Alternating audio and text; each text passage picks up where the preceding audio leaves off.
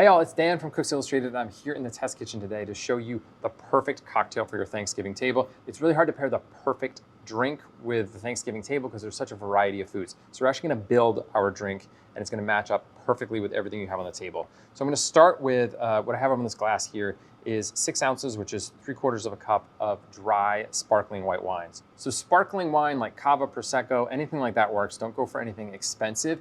And this is really key because we have a lot of fatty dishes on the table. If you think about turkey and gravy and stuffing, and the acidity from the wine, which are very high acid wines, usually made for sparkling wines, plus the carbonation, which is acidic and also just refreshing, helps cut a lot of that fattiness. So you're kind of ready for your next bite. So that's a great start, but it's not a perfect beverage for the table because we have a lot of sweet things on the table. Think about sweet potatoes, squash, cranberry sauce. And the golden rule with wine pairing is you always want the wine to be sweeter than the food. Otherwise, the wine tastes really sour and really not very pleasant. So we're gonna add some sweetness with a few different ingredients, and they're also gonna bring a lot more complexity to the table. So I have, starting off with 3/4 of an ounce of Saint Germain. This is an elderflower liqueur. It's really floral, so it adds some nice complexity and some high notes, but also some sweetness. Next, I have a 1/2 ounce of sweet vermouth. So sweet vermouth obviously adds a little bit of sweetness, but it has so much depth to it that it's gonna add a lot of complexity and kind of bring the drink down a little bit with some lower notes. And then finally, I have 1/2 ounce of Aperol. So Aperol is an aperitivo. It's the classic spritz liqueur. And what's really lovely about it, I always taste it as a mix between rhubarb and grapefruit. It has a lot of nice bitterness to it. And as we know from cranberry sauce on the table that has bitterness, that also helps balance out the meal. When you've got sweet and fatty, that bitterness will help cut it. So I'm just gonna mix these together here.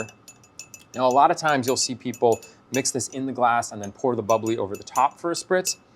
It works okay, but the problem is all of these are a lot heavier than the Prosecco, so they want to settle to the bottom. So if you start them on the bottom and you pour your wine on top, you have to do a lot of mixing in order for them to combine, and in doing so, you knock a lot of the bubbles out of your drink. So that's not good. So I like to mix it ahead of time, and then we'll pour it over.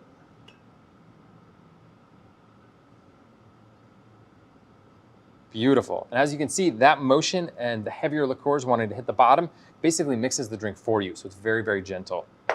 The final touch, orange is such a wonderful flavor on the Thanksgiving table. The citrus and the brightness really helps. So I have a strip of orange zest here, and I'm just gonna expel the oils over the top of the drink just by folding it in half. Do a little rub around. So just gonna smell that the first thing, and then just drop it into the glass. And there we have our holiday spritz. Try it this Thanksgiving. I promise you, it's gonna be the perfect pairing on your table. Cheers.